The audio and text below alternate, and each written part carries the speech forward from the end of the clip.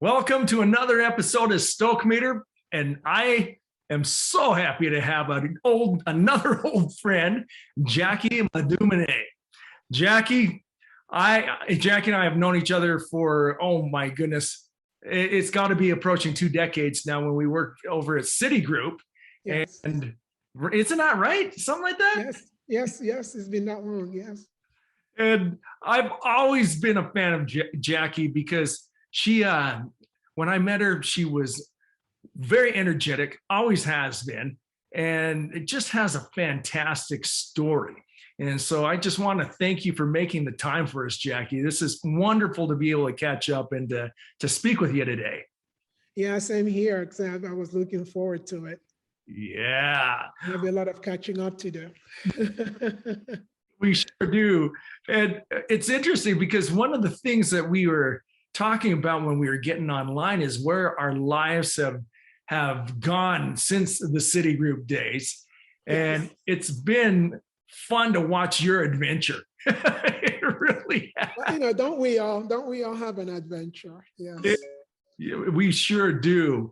And one of the things that I need to tell the audience is since that time, Jackie has begun, whatever the proper word is, a company. She is the CEO of something called Compliance Core. And when we met, it was under the auspices of doing audits for big corporate audits. I know that's not the funnest thing in the world, but just wondering, what can you tell us about what you're doing now with Compliance Core? Oh, yes. Compliance Core, I mean, it's been a journey, right? I mean, I've always really been in, as you mentioned, with, Citigroup. I went from audit to, actually, that's where we met when I was in their internal audit area. And then from there, I had gone on to their anti-money laundering to head up, one of their anti-money laundering, their divisions, as their head of anti-money laundering compliance. And risk management has always really been something, I've always really enjoyed and have been in for, my entire career. Even when I was a tax attorney, it was really working with clients on how to optimize their tax, profile, Right. and how to kind of like, execute or implement their transactions and not pay a lot of tax doing it, right?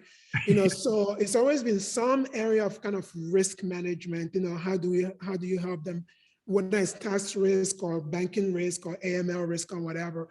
So I've always it's always been my desire to start my own company. It's been my dream since I was a kid. Every kid has a dream, and mine has always been, I wanted to start my own company, be independent, and be financially secure on my own. Right. And so, I started a company that does just that. We developed, and then I love technology, right? As I worked in the various organizations I worked in, I developed a love and a curiosity for technology and how it really helps us become efficient and do things, more, in creative manner. And so I started a company that provides technology solutions to risk management. So that's really, that's the journey I've kind of like, the next chapter in my life, if you want to call it that. And it's not easy, but it is a fun chapter. Nothing in life is easy, but no, you stick with it long enough, it turns into something, It does. And matter of fact, talking about not easy, and sorry if I don't know, Gary, it looked like you're going to ask, but I had to butt in. No, that's fine. We were talking about not easy. And I didn't know your background until, when I say your background, your youth. Yes. And I didn't realize that you had gone through so many traumatic experiences in order to get there.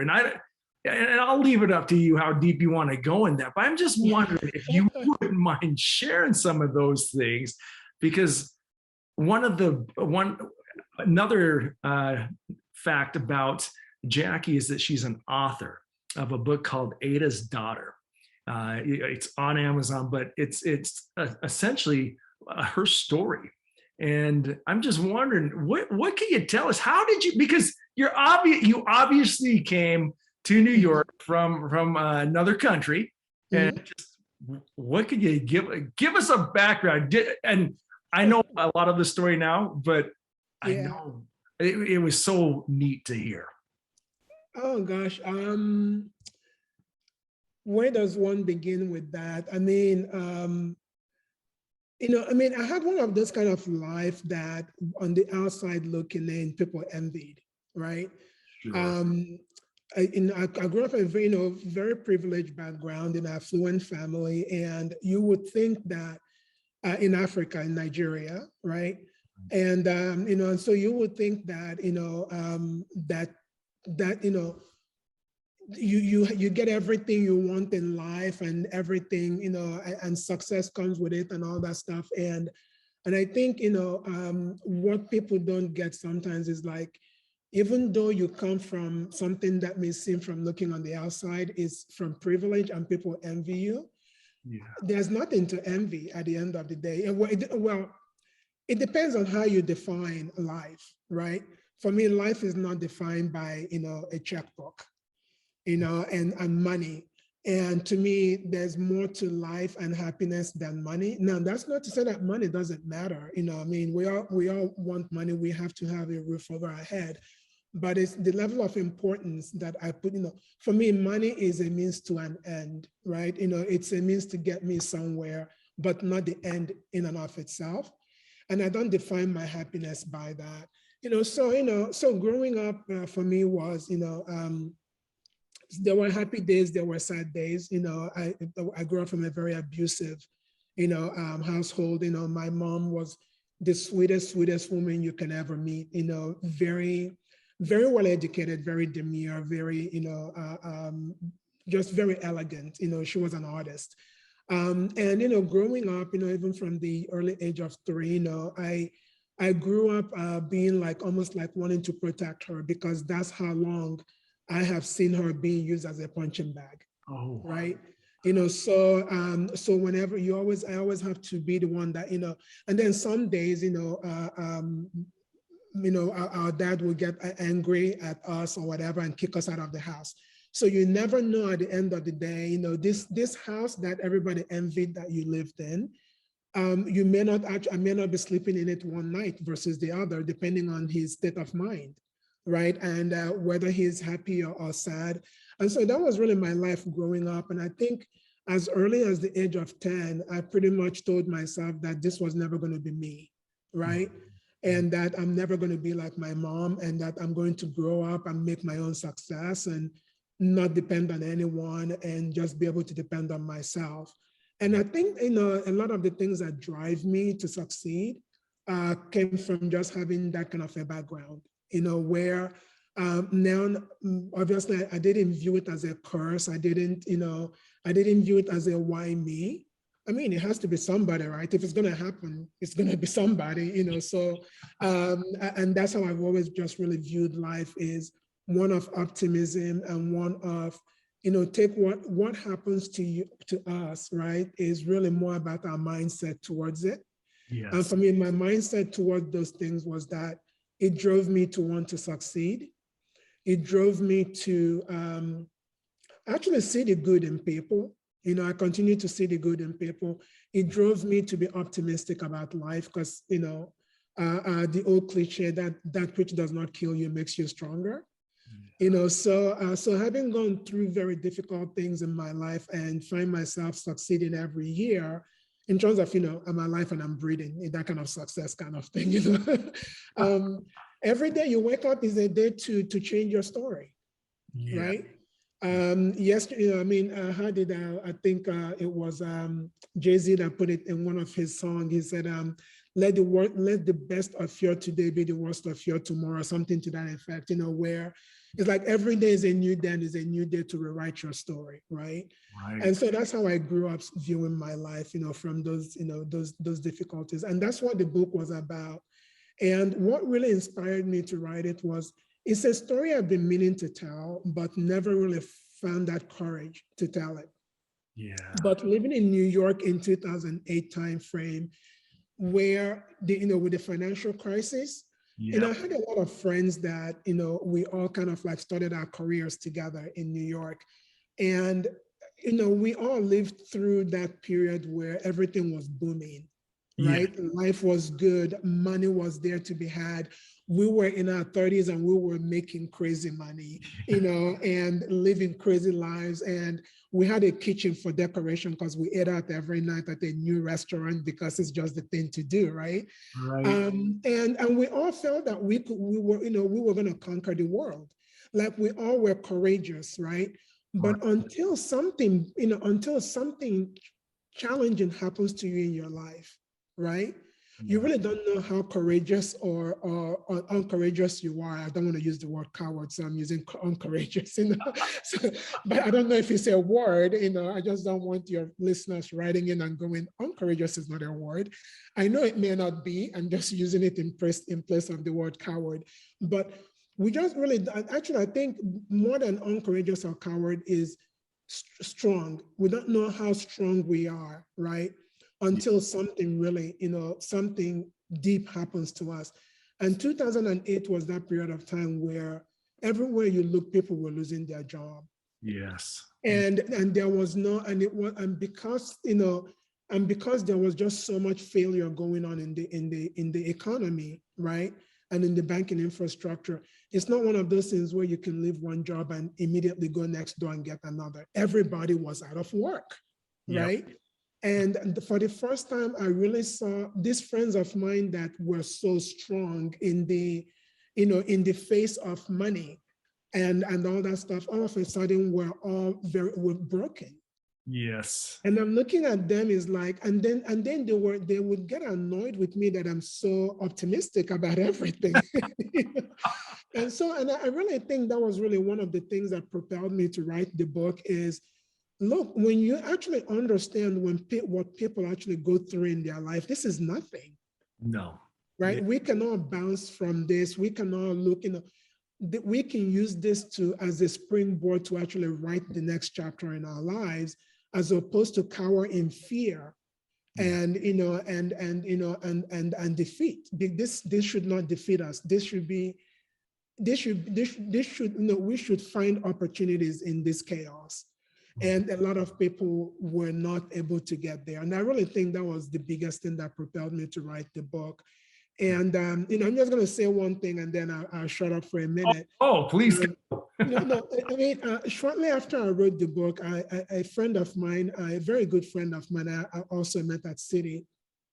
I sent it to her, to read, and she didn't read it for a while. And then one weekend, a few weeks, a few months later, one weekend, she called me up and we're talking. She goes, "Oh my God, Jackie, I wish I had actually picked up your book and read it sooner," because she was going through a divorce and she was feeling sorry for herself. And a lot of different things were happening to her during this divorce period. She had to have surgery. And then from the surgery, she wound up with a blood clot. Like her world was, seemingly falling apart, right? And so she said, "I wish I had really read your book sooner, because to just read, I mean, I know you now. And the Jackie I know is this strong, positive, like always charging forward. And as I read your story, I wanted to keep asking, I kept, she kept asking herself, I wonder what became of this person, but it's like, I keep forgetting that I know what became of you because I know you. And so it's like, if you've gone through these things and you're here, what am I, these things I'm going through is like, and so, so to that effect, she was just basically saying is like, thank you so much for writing this. I wish I had read it sooner, because if I had read it, it would have really allowed me or given me that, I would have given myself permission to have adapted a different mindset to what I was going through, and it's like, that's really the kind of response I wanted to get from people reading that, is that it really allowed them to stop feeling sorry for themselves and move forward, because life is what it is. Totally. Go ahead, Jer. I know you had something. Oh, no. No, yeah, Gary's just like sitting there smiling. He's like, what are you I'm smiling just along at? for the ride. No, but I have to say that as soon as we started talking today, you can just tell with some people that there's a lot of depth in their story and their history. I'm excited to read your book. What's the name of your book again? It's Ada's daughter. Okay. Ada, So Ada, yeah, that's Ada. My mom's name is Ada. Okay. So it's Ada's daughter. Yeah. I'm definitely going to check that out for sure. There's One of the things that keeps kind of striking me as you were telling us briefly about your youth is the math doesn't add up. Yeah. And what I mean by that is most of the time the story is horrible experience equals more horrible experience, and horrible, abuse equals more abuse. And somehow you broke that chain. And I was just wondering if you could share with us some of the things that you felt did that for you. How were you able to do that? Because man, you took a lot of positive away from a very negative experience. Very. Yeah. I think one of it, when I think back on it, there is no one answer, but I think for me, I think sometimes people who grow up in abusive homes or with traumatic experiences, they surround themselves by trauma. With trauma, they surround themselves with that negative environment that they come out of, or negative people that have gone through that and continue to live in it. I was fortunate one way or another. I think my mom has always been a big reader of novels. So, we share, even up to when she passed away, we shared novels. Like I would read something and I'll call her up and I'll send her the book. I think, one was that exposure of just reading different. I am a prolific reader. I would read anything you put in front of me, I would read it. I'm also a prolific movie watcher. I would watch any movie you put in front of me in any genre, But I think what helped me was from reading stories about people that have gone through the same things, right? And so it allowed me to understand that. And from a very young age, I just read, I would read 5-6 novels a day. Oh my God. I'm not joking. I would lock myself in my room. Usually when children are punished, they give you a timeout, you have to go to your room. My parents will pull me out of my room. I am not making it up. They take my books away from me. They take away my TV, they take away the radio, and they go meet people, go mingle, go talk to people. So I think part of what allowed me was really, I started, I read so many different books at a young age. I became interested in psychology. So, at the age of 10, I had my mom buy me a psychology book because I wanted to understand my father and why he's doing what he's doing. And so that really allowed me to put things in context. And obviously, as a kid, you don't completely put everything in context, right? And I'm not going to say I didn't have my rebellious youth either. But we all go through our own levels of rebellion, but it was rebellion with a purpose. If you want to, it wasn't rebellion for I'm going to go do drugs because whatever, but it was more, I'm going to step away from my family and kind of begin to define myself, right? Away from my family because I don't want to be this. So I think, that was very helpful. I also think another thing that maybe when I look at, like my sibling, right? And he is more in the vein of what Gary is saying, there's still a little bit of that follows him around, right? I think that, I was 10 years old when my parents sent me to boarding school, right? So I think also having that time, and I only saw them like long vacations, and we call it long vacation in Europe and Africa, but it's summer holiday here. So having that long vacation, that summer holiday and Christmas was when I spent with them. But 9 or so months out of a year, I'm in boarding school with other kids my age, right? So I think, one, being away from that environment, to being able to develop myself as a person through just reading, and exposing myself to other thought process that this is not the only life there is, but there is another life out there. It's the hope, right? Yeah. There was an avenue that, and I think a lot of times when people wind up in this situation where they're not able to extricate themselves from their past is because they don't have anything that's giving them hope. Yeah. And for me, reading other books, exposing myself to there is good, there is evil, there is somewhere in between. I exposed myself to all of it. I allowed myself to take it all in and then just begin to reflect on those things. And then I talk to him. I mean, another thing is, you know, while I am a very shy person, I'm not shy about talking about what I'm going through, right? So being able to discuss things, because I can't find a solution by myself, right? So being able to talk to other people about what I'm going through allowed me to get different points of view and allowed me to stay balanced because I'm able to hear, you know, to hear other people's thought process on it. So I don't think it's just one thing. I think it's just a combination of things, but it's really around exposure and allowing myself to experience other things than what is around me, so I don't find myself boxed into the world where I don't see hope. Yes. Right? It's being able to see hope. It's being able to know that it's there. It's being able to mingle with other sorts of people, right? That I think really helped me, you know, kind of break away from that. And I saw that over and over and over again in New York. When I first met you, it was one of those things. Oh, look at who's this gregarious individual that is one but then when I ran into you over by the Metropolitan and up in the Upper East Side over there, it was always something that there was a quiet solitude that you always conveyed. I ran into you with your son, and you could just tell that was not the kind of life that your kid went through, even though he was gigantic back then. He still is gigantic, that's for sure. One of them, right? One of them. Yes, yeah.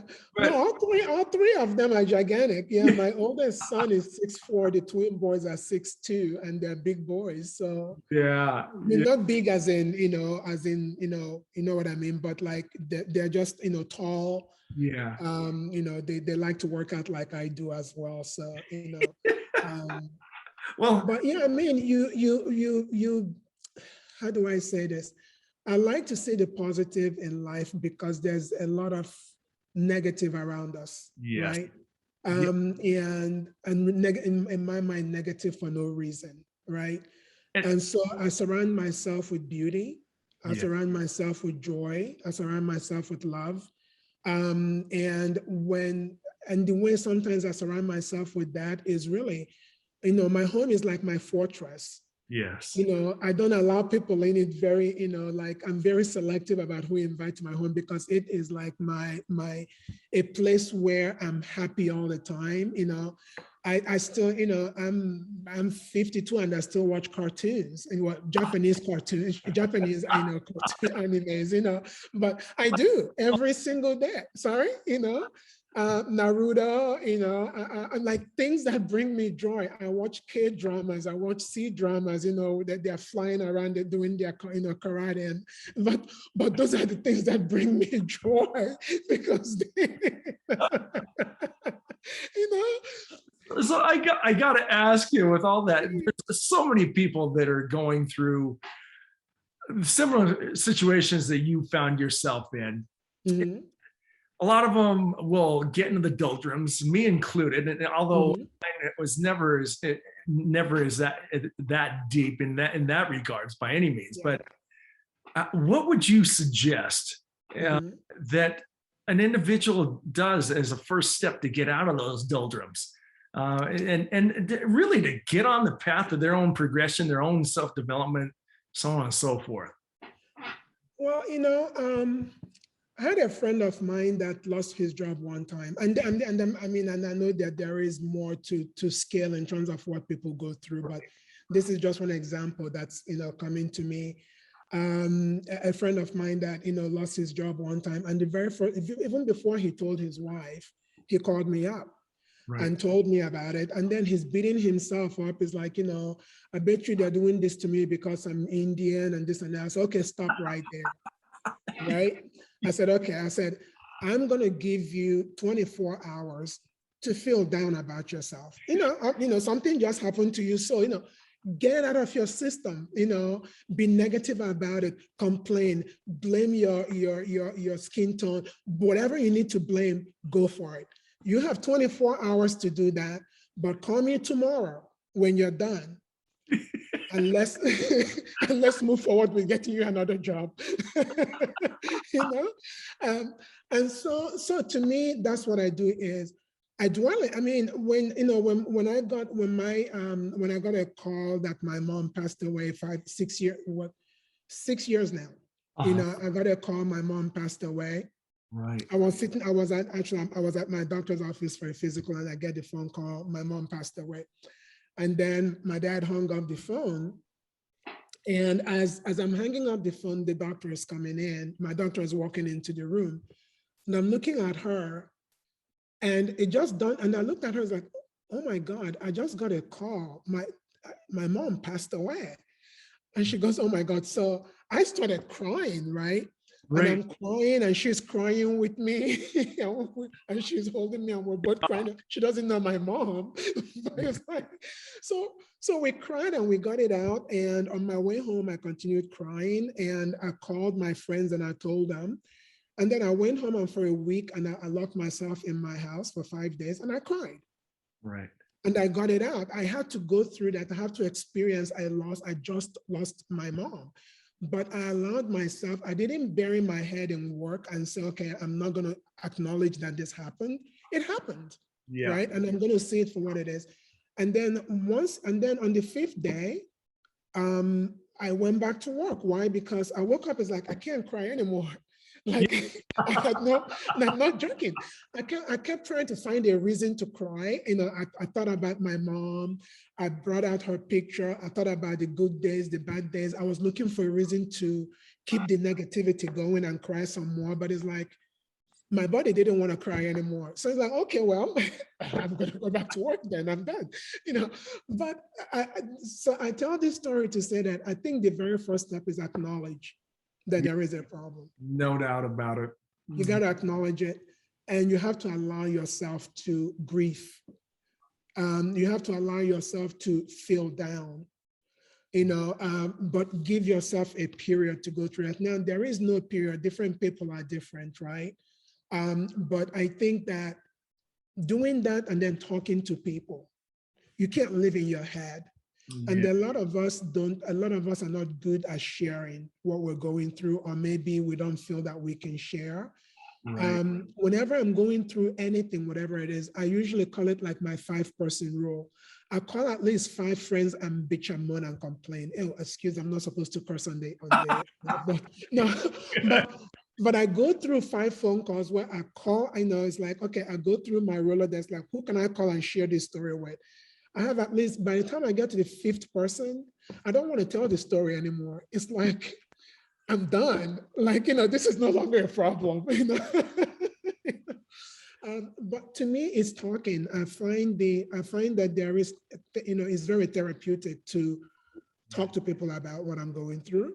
Yes. Get their mindset, because sometimes the way I'm thinking about something, sometimes I'm thinking something and then I share it with someone and they have a different perspective that I don't have. So I talk to people for perspective. And so that's, so the first thing is acknowledge it. And then the second is I share, I talk to people because I want to get different perspective. No perspective is good, bad, or anything. I take all of it in and then I reflect on them. Yes. And then I move on. You have to keep one foot in front of you gotta, you gotta move on. That's perfect. Tomorrow has to come and you have to live tomorrow. Well, I'd say one thing is your victim mentality does not exist. If it does, it's for a very, very short time. Yes. But, Yeah. One thing I think that's kind of interesting is it almost seems to me like you took, so in your youth, you used books as your way, and you said the word exposure, and I think that's significant. So the books were your exposure, and then you were able to sort out what fit for Jackie and what didn't. Yes. Yes. And now it seems like, while you still read, but now your problems, you now use relationships. You now reach out to people. So it's kind of interesting that there's a trend there. How does the personal aspect work for you as a parent, as opposed to like, well, if I have an issue, I'm going to read a book about it, or I'm going to go talk to someone? Like, I guess it's more time now, right? When I was a kid, I had more time to read. Makes sense. Now it's easier to pick up a phone and talk to someone. And then what comes out of it sometimes is they recommend a book that they've read. That's true. Right? So and then I go pick up that book and read it. But it's really more of a time factor. I still read, but I find outlet in just, I go for a run. I'm a big runner. I still run 6 miles a day, every day. Oh, man. And it's just a way for me to just get out of my environment, get out of my, well, I'm still in my head, but I'm out there just thinking things through. And by the time I come home from my run, I've solved my problems. At least I've kind of talked my, I've gone from simmering, this is so annoying, to why was this annoying again? Kind of thing. And I really go through that metamorphosis of, I'm really, really angry about this. And then by the end of the day, it's like, I don't even remember what the issue was in the first place, because I've just, I live it, I go through it, I talk through it, I try to gain perspective, but I still do read. I love to, another thing we did when I was a kid was travel, right? We traveled every summer, Asia, Europe, America. America was a big stomping ground for my dad, because he had business partners in the US. So those summer vacations where we traveled to somewhere else and I got to see other cultures and I got to see other kids, I think all those things gave me hope that there is a world outside of my own four corners of the issues I'm going through. That's it's a big thing. And another thing I do is I like solving people's problems. I think that's probably why I'm in the field I'm in. I'm a solution, I'm a solution provider. Right. Rather than focus on my problems, I find other people that are going through what I'm going through to help them work through their problems. So I don't dwell on mine. And by helping them work through their problems, I'm working through mine, because I'm reflecting on how this is similar to mine, or how theirs is bigger than my issue, and where am I belly aching for? It's like, amazing how that works, right? Exactly. It's like, Jackie, your issue is a first world problem. This person is going through a real issue here, and next thing you know, I forget that I have an issue because I'm consoling somebody else through their own problems. So it's just different. I wouldn't even call it mechanisms, but it's just different outlets that I've allowed myself, to, rather than dwelling on my own problems, I reach out to other people as well. Love it. Jack, that's fantastic, because it is so natural when problems are coming to revert into oneself. And the best problem solver is really reaching out, developing self. Exactly.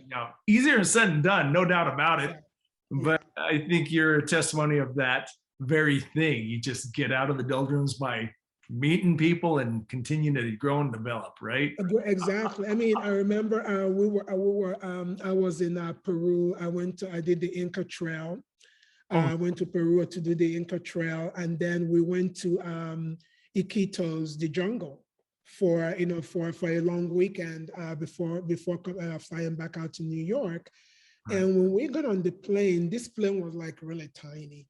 And as well, like getting close to Iquitos, it was like shaking so bad.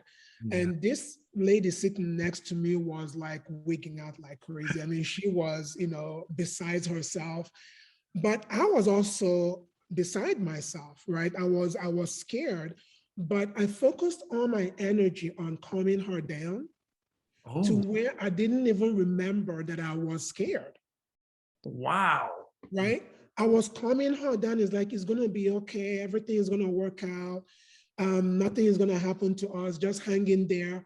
I was so very immersed in helping this woman out, not be afraid, to where I forgot that I was afraid. And then next thing you know, we landed.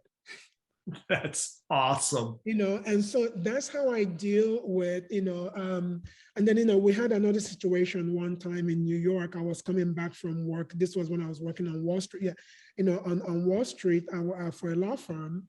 And on the way back this one evening, our train derailed. So basically, the train derailed and we were, it was really awful. Like, we were stuck underground for, I think, about 4 hours, right? And when this happened, like, it sparked fire. In fact, the car I was in sparked fire for a second. Oh, man. And when the police came, yeah. It wasn't something impacted your travels. You were on it. No, I was on and I was in it. It was my car. My specific car broke off from the other cars. Yes. Right. and it sparked fire for a minute. When the police actually came and they finally, got us out of the train, they said that if this had been an overground, the one that's overground, right, we would have fallen off the bridge. Oh my God! Because the car just kind of completely decoupled. And so when this happened, this was like rush hour. Everybody, kids, older people, young adults like myself, we were all in the train. Right. And when this happened, people started to run.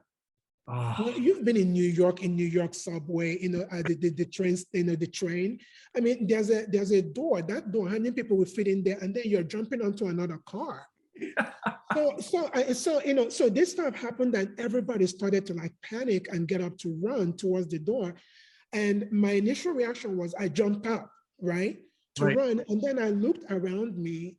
There were old people, there were young people, there were all these people panicking.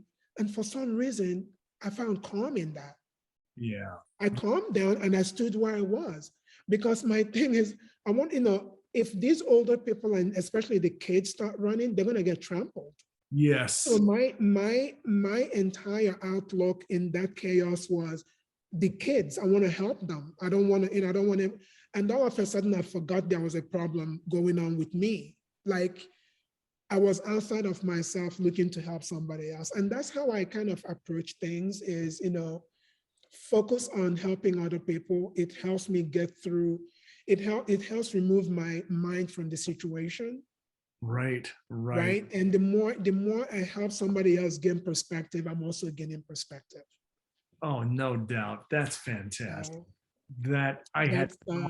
Jackie. Pardon? I had no idea you were on that train. But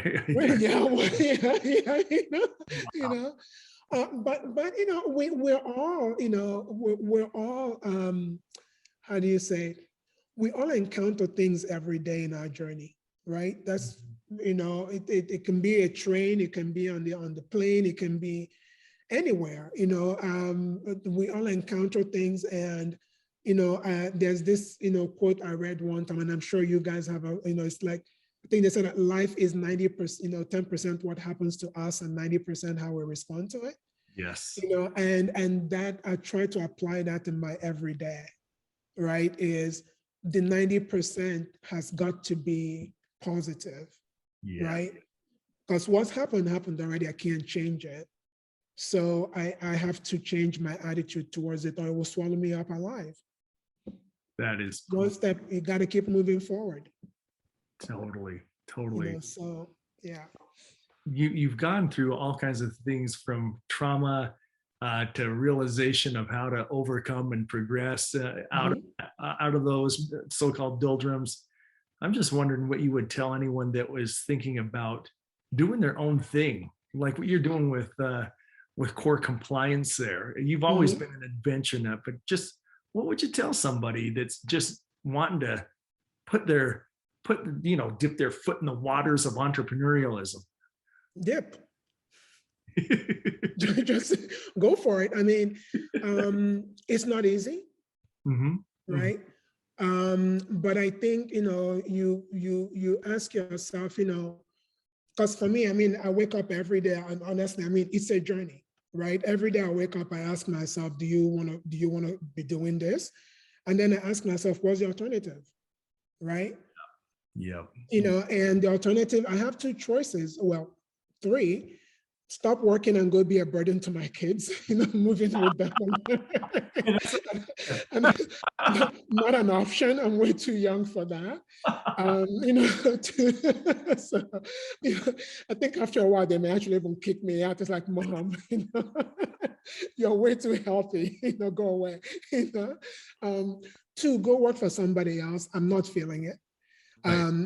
It's not something, I've done that. It's not what I want to do. Three, I want to do my own thing. So every day I wake up, I have to find a way to keep moving it forward, right? So, so I would say anyone, first, if it's really something you want to do, recognize that it's not easy. But for me, what I do, I don't even consider work. Yeah. I'm generally awake till like 1, 2 in the morning. And I was talking to a friend of mine a couple of days ago, and it's like I was up to I was like texting him at like 3:30 in the morning. I was responding to an email, something he sent me, and he goes, so when did you get up after that? And I go, he goes, did you still get up to go for a run like you said you would? I said, yeah. He goes, so you mean you only got 4 hours of sleep? I go, yeah. And he goes, are you okay? It's like, I don't even feel anything. Because what I do is not work. Yes. Right. I'm doing what I love. So it's not work. I'm just so excited, doing it. So for anyone that's really interested in doing it, I would say, honestly, it's an adventure. If it doesn't work out, go back and do something else. Yeah. Yeah. I think one of the movies I was watching one time, there's this quote in there. I think he said, only a fool admits defeat before they even try. Right? Good quote. It's a good So to me, I don't know if I'll succeed or fail, but so long you don't fail if you keep going, right? Failure only comes when you give up. Yeah. Right. So you keep pivoting, you try one thing, and there are many books on it, right? The lean, the lean startup and all those things. You go out, you try one thing, it's not working, you pivot, right? You ask yourself, okay, but not just pivot, but for pivot's sake, right? I'm always asking myself, have I done everything that I can? Always. Right. That's my motto. In everything I do, I ask myself, have you done all that you can? Right. Is there any stone you have left unturned? If there is, I go and turn it. Yeah. If there isn't, it's like, okay, so you've turned over every stone. This one didn't work. How can you pivot? Like, where, what else should you be doing? Right. And so that's really, but there's no really other way to do it than just to do it. Yeah. Yep. Just, dive in, give it a shot. I had a friend of mine that was thinking in that direction. I said, look, what have you got to lose? That's it. You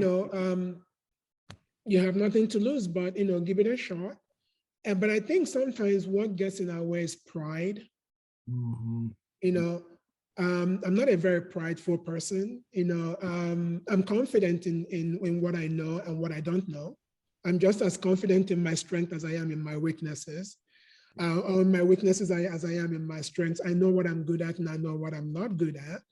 And I'm very clear, very, very clear on what those things are. I don't apologize for them, right? Yeah. And I just keep moving forward. If you're going to laugh at me for trying, so be it. That's your loss, not mine, but I will keep putting one foot in front of the other. And if my spirit wills it, I do it. That's awesome. That's it, Yeah. So that's what I would tell people. Just, if you want to give it a shot, give it a shot. And if it doesn't work out, then go back, there's always an opportunity. Yeah. Yeah. There always is an opportunity. There is. There truly is. Yeah. It was one of the folks, actually it was brothers. They started their own restaurant and they had a list of 10 things that said, if we don't do it, then we'll just go back to bus driving. Exactly. Yeah. Exactly. You know, They got, there's someone always hiring. yeah, they got to number 3, and it just happened to be one of the best chain restaurants. Wow. Yeah. Yeah. Yeah. So, But I think, you know, fear of failure. yes, But to me, fear of failure comes from being prideful. yeah, yeah, It's ego. We let our ego get in the way. You know, it's like if you're willing to laugh at yourself yeah, and you don't care if people laugh at you, I mean, what is failure? Failure is when you stop. yeah, But if you keep going and you keep going, honestly, one of those will pan out. Just don't give up, you know? And then tell about it. I mean, I tell stories all the time, you know, and people are looking at me as like, you know, why, you know, it's like, don't you feel, you know, like embarrassed? And I go, why should I be embarrassed? It's my story.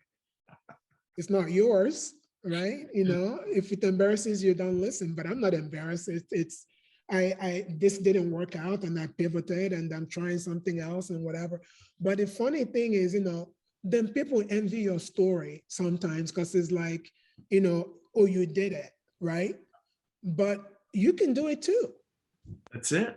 That's Right? it. You know, I have think a dream and go for it. that it is your story. It's not Exactly. someone else's story.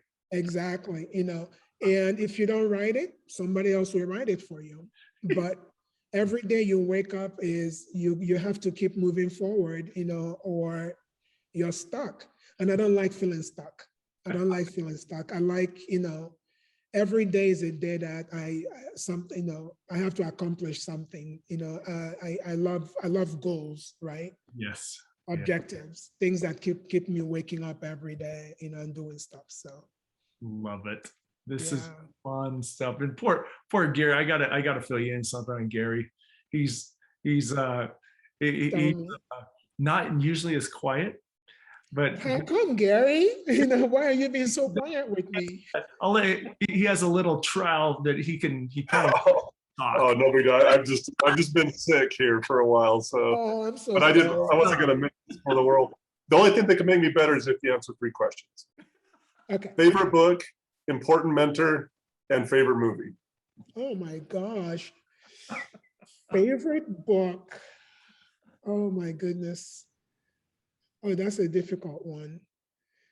Because I read a lot of books, so it's hard for me to pick a favorite book. Oh, just for But I today. would say- One that comes to mind. But gosh, one that comes to mind, well, I'll say Harry Potter. That's fair enough. If I have to put, so Harry Potter is one of those books that I picked. Actually, my boss, when I was at when I worked at the law firm, he was the partner, the tax partner of our group, you know, the head partner, and he loved Harry Potter. And I never read the Harry Potter books because I thought they were just like, you know, children books. I'm not going to read it, right? Right. And he brought his copy to work for me. He brought the 3 first volumes. And I got home that day and I opened up the very first one. And oh my God, I couldn't put it down. I could not, I would come to work, right? I'm supposed to be reading my tax code because I have my own office. So I would put the Harry Potter book in the middle of my tax code and then hold it up and read it. I'm telling on myself here. That's how obsessed I became with that book. So I guess, you know, I mean, I think the whole book by Simon, you know, Simon Sinek. I think, yes. Simon Sinek, yeah. You're But I can't. One doesn't specifically come to mind now. So, but if I have to pick, I would say, you know, in that particular genre, I would say it's Harry Potter. Yeah. Favorite movie, I would say is Nirvana in Fire. It is a Chinese drama. It's a Chinese movie. Wow. Okay. And this is it's not a, it's a drama. So I mean, like 50 something, you know, 50 something episodes, right? Wow. Like any C drama, or, you know, where K dramas are better. C dramas, you start watching them, is like, the K dramas are like 12 to 16 episodes and you're done, you know. Right. The Chinese go on and they're 1 hour long. Awesome. I love them, you know. But I would say Nirvana in Fire is like one of my all-time favorite, you know, dramas or TV, you know, shows. I love to watch it. Right. And then my mentor, I would say that, oh gosh, who is my mentor? Now, define mentor where you say mentor. Is it just mentor in terms of like However maybe you, like 3 yeah, books? no, however you want to look at it, it just seems like so many times with people that are successful and had overcome a lot of trials have Mhm. a person or persons that they tend to reach out to, you know, that basically kind of gave them the affirmation of, you can do this, you Yeah. got this, and here's how I can help you. I haven't had anyone like that I reach out like that, but I would say that my biggest mentor is actually in terms of my attitude towards life, it's probably my mom. That's yeah. Because no matter what she's going through, she danced and she sang. Yep. She would just sing and dance and smile all the time. And I think I got that from her, that no matter what's going on, I can smile through it, and see the positive and don't let it bring me down. That's awesome. So I would say that if I have to just like pick a mentor in that regard, but there is one person I think now, she may be the chief risk officer at Wells Fargo, but I met her at SunTrust when I was at SunTrust here in Atlanta. Her name is Ellen Cobbler. I would say in terms of like mentors, from a professional perspective, she's someone that I look up to. She's a very strong, positive, driven, right? And she just keeps moving forward. Now, obviously, I don't know her life story or much about her. Ours was always a professional relationship, but she was just someone that I looked up to in terms of just her drive and her and she's also a champion of women. And a lot of people in general, she just cares, like she's that kind of person that cares about people and wants to help people move forward. And I like that, that people that are successful are not people that are successful, that are not stuck in themselves, but help people and she became someone that I really looked up to and respected in that regard. Sounds like a future Stoke meter interview there. Like she's be very interesting to talk to. I think she would be. I really do think she would be. In the 6 or so years I've known her since I moved to Atlanta, and encountered her. I mean, she's been like a very positive, as someone that I look up positively, and I'm not one that really, I mean, I like and respect people generally, but I can't say that there's a lot of people I generally look up to, if that makes sense. Yeah. But she embodies a lot of positive things I like to see in people, and she is also very helpful to people and bring people along with her, and I've always just admired and respected her for that. I love it. Nice. Great. Jackie, you're awesome. Thank you for spending the time with us. This has been. Thanks for having me on. I really I enjoyed it. Yeah. I don't, I never know if there's a right or wrong answer to like, your favorite mentor, your favorite book, your favorite. No, remember, this is your story. Yeah, but I bury myself in things that I, like I said, that are entertaining, like things that are, how do you say, not too much, it doesn't require a lot of mental gymnastics, because, we spend all day going through that whole mental gymnastics and we're constantly balancing and rebalancing, right? It's so tough. So I like to unwind from it, and, and I also like to learn languages. So I watch a lot of foreign shows to, pick up culture and language and all that. So. That's awesome. Well, I think the message to be taken is to constantly learn, constantly meet people, and yes. come. So yes, for me, that's what works. Well, Jackie, thank you again. And I am looking forward to hearing what your next adventures are. Oh, thank you so much. And you both of you on an adventure as well. And, I'll keep watching to see, what next adventures you have as well. But really, this has been excellent. I've enjoyed myself. Well, thank you. And we will be talking to you very soon yet again, okay? Yes, indeed. Yes, indeed. Thanks, Jackie. Well, thanks for having me on.